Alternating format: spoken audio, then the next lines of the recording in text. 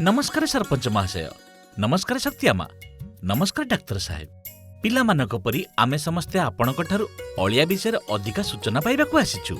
नमस्कार हरि भाई, आपण समस्तंको देखि बहुत भला लागिला। एबे आम गाँर लोक माने बहुत असुस्थ होई पड़ुछंती, तेणु आजि मो डाक्तरंको मध्य डाकिछि एही रोगर मूल कारण जानिबा पई। आजिकाली एहीपरी रोगी माने मो पाखकू आसंती जेउ माने श्वासक्रियारे असुविधा भोगुछंती किंबा हठात बांती एवं झाड़ा हेउछि। एपरिकी गाँर पशु माने मध्य एही समस्यार रक्षा पाई नाहंती।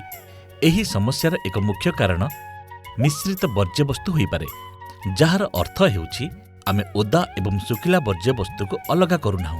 कारण मिश्र कचऱ्यामध्ये जैव विघटन न होणारे घटक जसे की प्लास्टिक इत्यादी असतात, त्यामुळे हा कचरा पूर्णपणे विघटित होत नाही आणि त्यातील काही हानिकारक पदार्थ जमिनीत प्रवेश करतात, जे पाण्यात आणि मातीत मिसळून मानव आणि प्राण्यांच्या आरोग्यावर परिणाम होतो।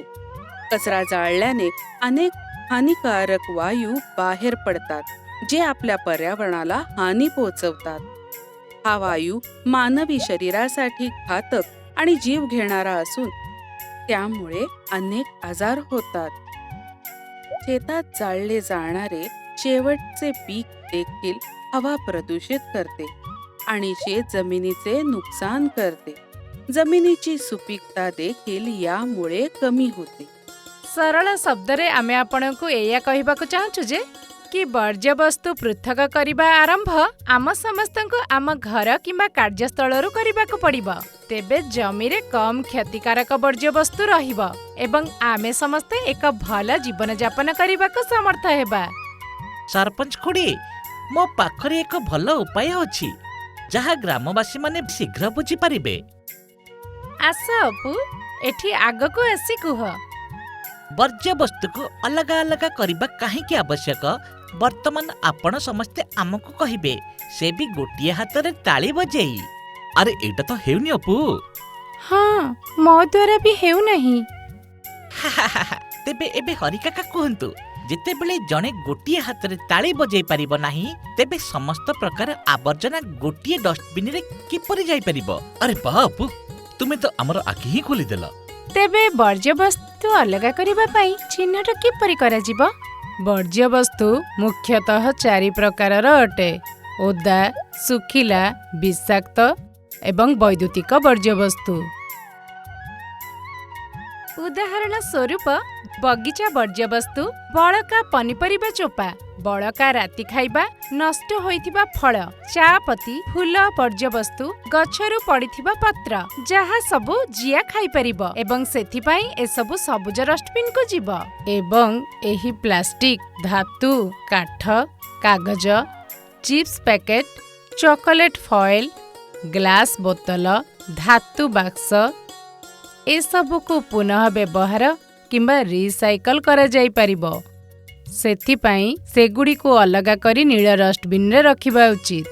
सेही भली शिशुको डाइपर, सैनिटरी पैड, औषध, डाक्तरी वर्ज्य वस्तु, व्यवहृत छुंची एवं सिरिंज ठारू आरंभ करी मैला पोशाक इत्यादि पर्यंत डाक्तरी वर्ज्य वस्तु विषाक्त विवेचना करा जाए एवं एहाकू नाली डस्टबिन रे पका जाए।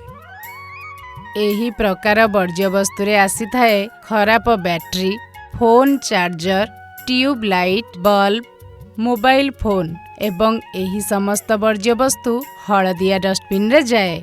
तुमे माने मते कुह, जूस, चिप्स रो पैकेट, अंडार खोल एवं नष्ट होइथिबा फल केउ डस्टबिन को जीव? सुखिला रे। हाँ, जूस एवं चिप्स रो पैकेट तो सुखिला वर्ज्य वस्तु को जीव, किंतु एहा खाली हेबा परे। अर्थात जदि पैकेट रे जूस अछि एवं चिप्स रो पैकेट रे चिप्स, तेबे एहा ओदा वर्ज्य वस्तु को जीव। आउ अंडार खोल ओ नष्ट होइथिबा फल भी ओदा आवर्जना रे रखा जीव।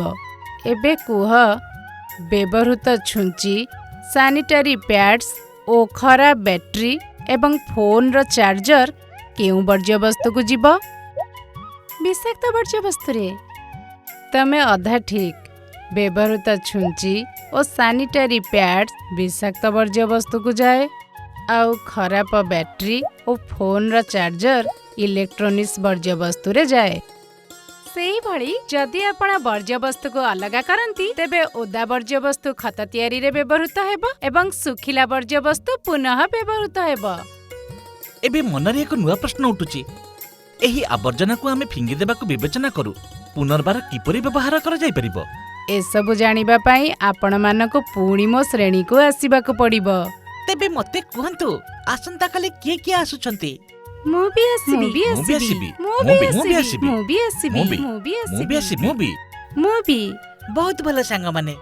ପରବର୍ତ୍ତୀ ଶ୍ରେଣୀରେ ବର୍ଜ୍ୟବସ୍ତୁ ପରିଚାଳନାର 3R 3R, ଯାହାକି ରିଡ୍ୟୁସ୍ କମ୍ ବ୍ୟବହାର, ରିୟୁଜ୍ ପୁନଃ ବ୍ୟବହାର ଆଉ ରିସାଇକେଲ୍ ପୁନଃ ଚକ୍ରଣ ବିଷୟରେ ଜାଣିବା ପାଇଁ ଆସିବାକୁ ଭୁଲନ୍ତୁ ନାହିଁ।